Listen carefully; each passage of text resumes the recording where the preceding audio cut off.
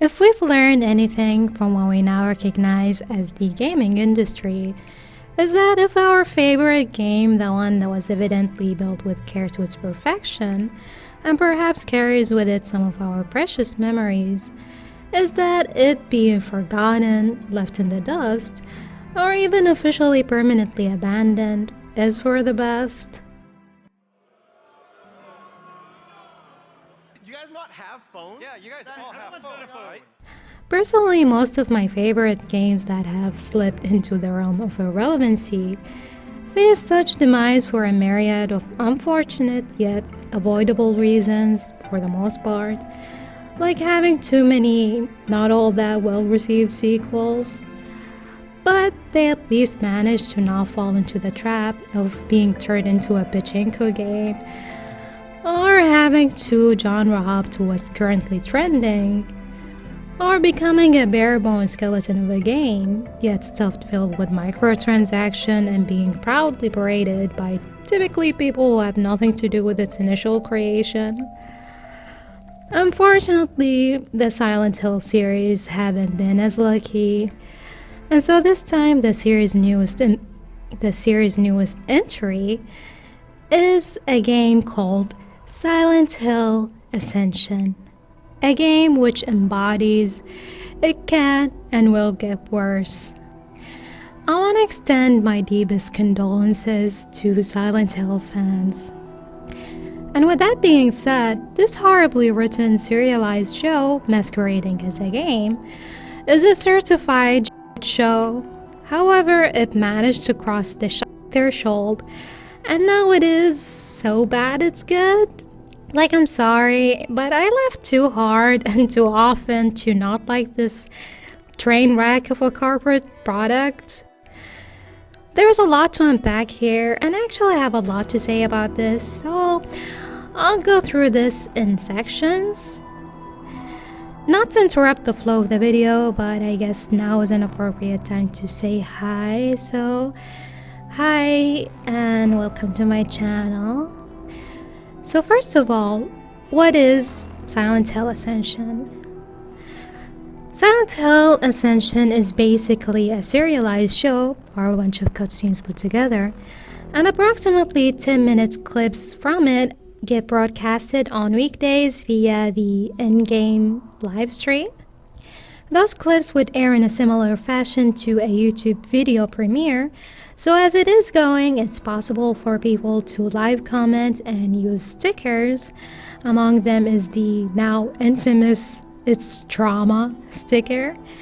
Just to clarify, this is not a satirical take on Silent Hill, so yeah.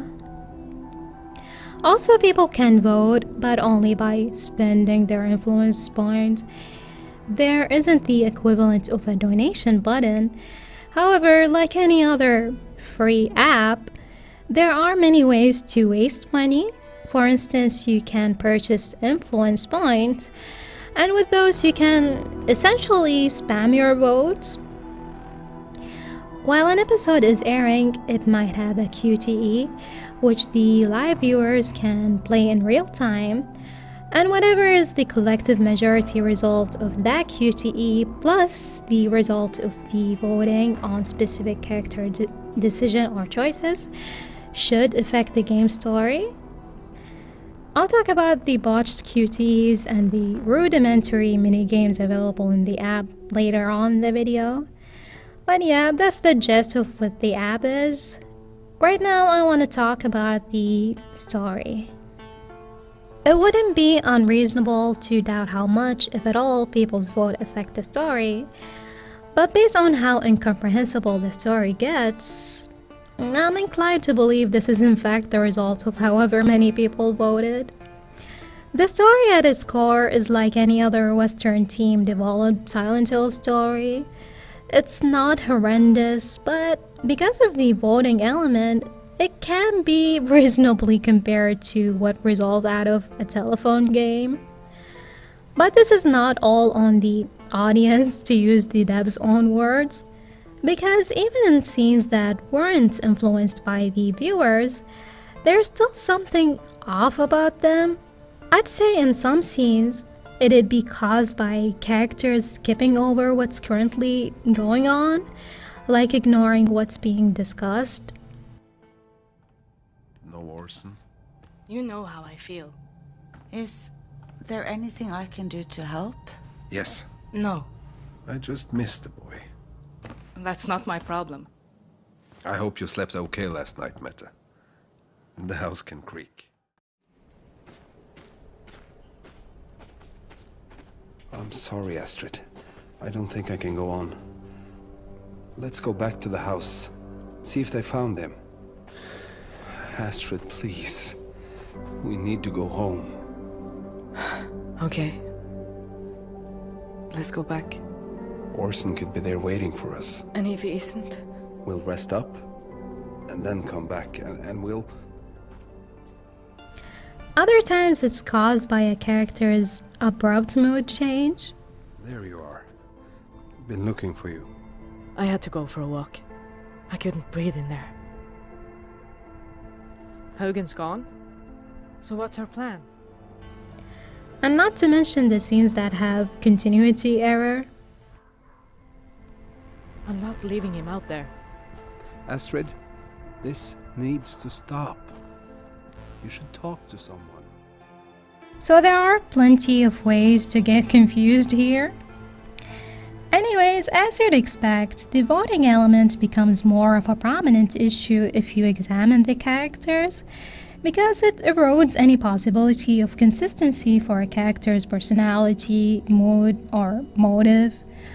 All of the aforementioned can abruptly change for any given character, be it in one scene or even within one line of dialogue.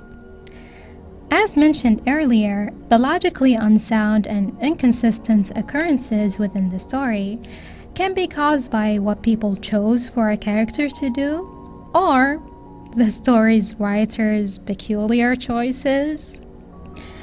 Here's an example of the former. I've put together clips of how the character Orson gets treated by his mom, Astrid, and his grandfather, Carl. Grandpa? Where's Grandma? That's complicated, Lillivan. You haven't told him? I was his age when I lost my grandma. Grandpa? Where's Grandma? You know that your grandma loves you very much, right? Just like I love you. And your mama does too. Where did she go? Well, you see, Lillivan, Grandma... she died. Am I going to die too? Not for a very long time. I don't think I want to. You two couldn't even wait for Mama to be buried? I... Let me guess. You gave her Mama's ring too. What? Is something out there? It's just Orson. I had to leave him in the car. What? Why? He's throwing a fit. I don't know how he's going to make it through the ceremony. I could watch the boy. Okay. Mette could help too. I'd rather she not. Orson doesn't know her well. Look, I just need you to make sure he doesn't go up to the casket. I don't want him to see Mama like that. The boy deserves to say goodbye to his grandmother. He's too young, Papa. He might cry about it, but you just have to be firm with him.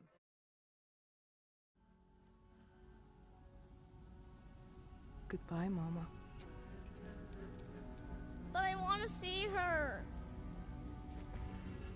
Papa, you said you'd take care of him.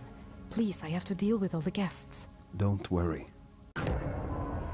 You listen to me. This is hard on all of us, and you're making it harder with your whining. But Grandma... You sit still and be quiet. This isn't about you. Orson, let's go figure out where to lay your grandma to rest. Yeah, I don't think I need to elaborate on that one. For an example of the latter, where it's due to the game's writers, I'll need to give some context before I let the clip play. So, in this Silent Hill game story, there is a cult, surprise, name the foundation or something, it doesn't matter. So a woman named Krista, who's not a new recruit of that cult, and are often present in those seemingly high members' meetings, she, while arguing with the cult leader, Xavier, says this bizarre line. But I've never had to worry about that with you. I always knew there was something special about you, Rachel.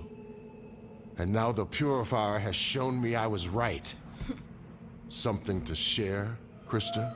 What if you're wrong? What if she did see a monster? The Pestilent.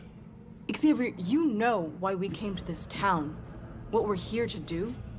Can we really risk everything on a feeling? Faith, Krista. I don't know about you, but to me, I would think a person in a cult wouldn't take issues with basing things on feelings. After all, beliefs are based on feelings. But even later on, something more baffling happens. So as you saw, Xavier believes Rachel is special. He would often praise her and even go as far as to defend her against Krista. Maybe Krista's right.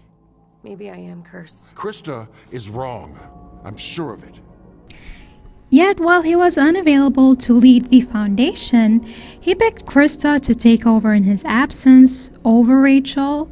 He conveyed his decision in this comically Mean Girls esque letter, where he essentially bashed Rachel, unprovoked by any prior events.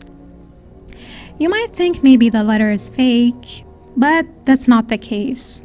Rachel was initially upset after reading the letter, but because people voted that she accepts Krista as the temporary leader, she said nothing.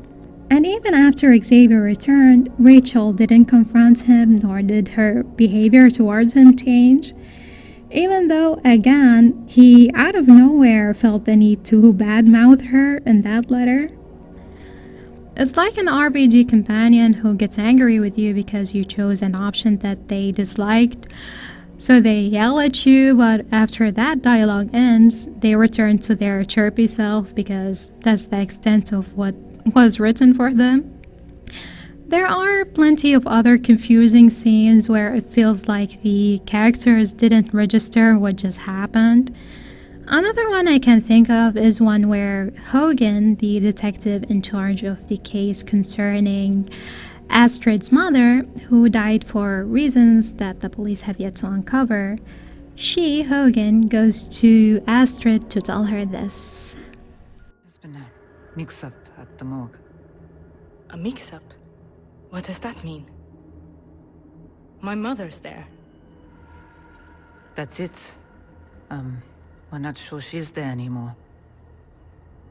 You lost my mother's body?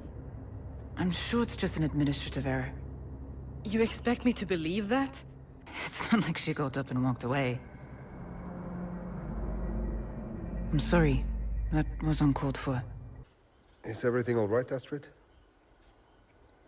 Papa, Mama's body's missing.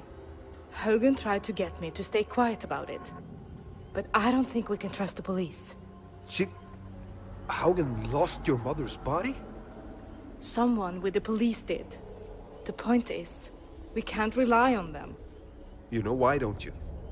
Because the police are working with the vandals. We're beset on all sides, Astrid. Papa, are you listening to me? Sorry, Angel. What was that?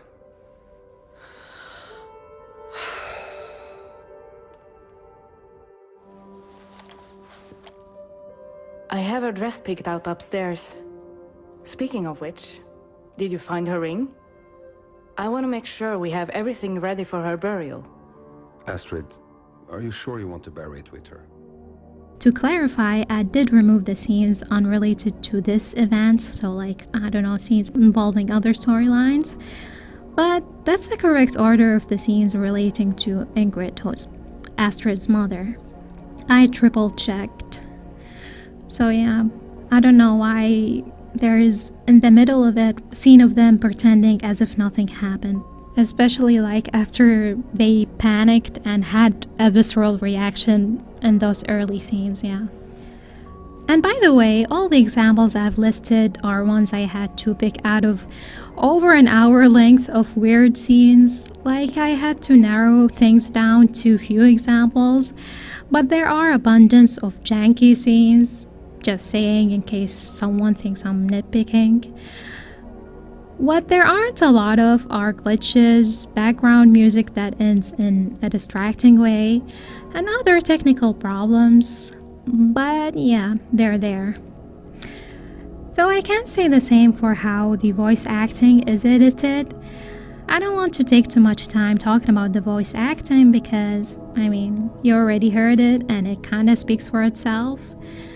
But in case those clips weren't enough, here's a list of some of the problems I noticed. So rather than the quality of the voice acting, I want to talk about how mismatched it is to the characters' models. I feel the need to talk about this because the graphics here, rather than aiding in telling the story, they're a bit of a hindrance. To put it in another way, they don't help you to understand how a character feels.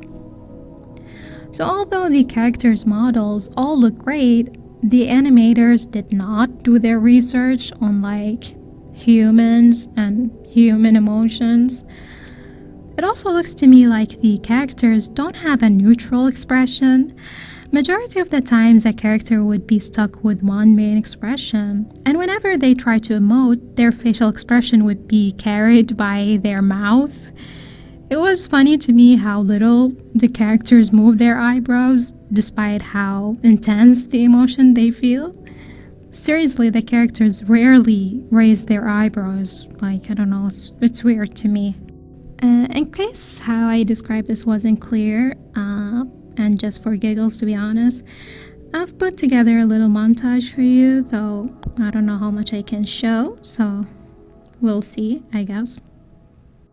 Get rest. We have more to do tomorrow. Okay. Faith, time to go. Faith, you can finish reading. I'm not afraid of you! Okay. Okay. But you gotta get some help, man. Rachel's not gonna want me hanging out with you anymore. What are you gonna do? Toby! Toby! I'm not coming. I told Papa so I wouldn't have to tell you. I understand. You do? Mama was terrible to you. I don't hold it against you for escaping while you could.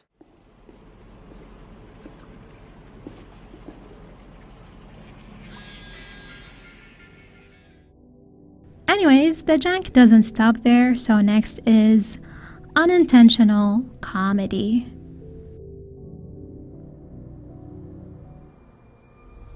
Is this your son? Outside of the audience's ability to fuck up the story narratively via voting, they can also fuck it up visually by having their own customized character appear within an episode. Supposedly, who wins and appears as a cameo is chosen by lucky draw. However, viewers can buy more tickets, increase their chances. She's inside. Papa? Miss Johansson? I'm from the hospital.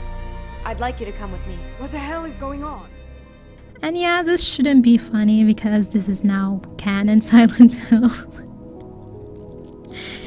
But yeah, seeing people's weirdly customized character is obviously immersion breaking. And it's never stopped being funny to me. It's also crazy to me how the devs thought it was a good idea to let the player's character have the same hairstyle as the main characters. It makes the game seem like it only have 5 hairstyles. I mean, it's all crazy, but you know what I mean. Real-time interactive series where millions of fans will watch together as the chilling story unfolds. You can change its outcomes and even be a part of scenes. There is no reset button. Decisions that you make mean life or death in the story. It's your chance to shape Silent Hill canon forever. The last thing I'll talk about is the app. I know it might seem silly to talk about this and the video's already dragging, my bad, but it's just so bad that I need to talk about this. I had downloaded the game's app however many weeks post-launch, so I don't have an out-of-date version of it. Yet when I opened the app, I'm met with silence. No pun intended. The minigames as well, 9 times out of 10 they wouldn't have any background music either. And about those minigames, they're not even on the same level as games you find pre-installed in your laptop.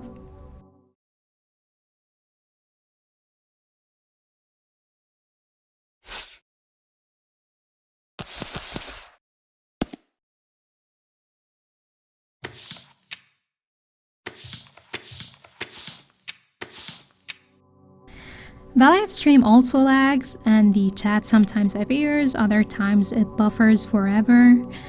And there have been times where the QTE's prompts were out of frame. So when it comes to the level of polish, objectively, at least for me, this is the worst app I've ever downloaded. Though it never crashed on me, so I guess I'll give them points for that. But if the team behind this game didn't put all their effort into the game's elements, like the minigames, nor the story, and clearly not in the animation, what did they spend most of their energy on? Anyways, those are my thoughts on the games. Thank you so much for watching. Like the video if you like it. So what did you think of the game? I know a lot of people have disliked this game to oblivion, but I mean there are some people in the live stream who seem positive. So anyways, until the next video, bye bye.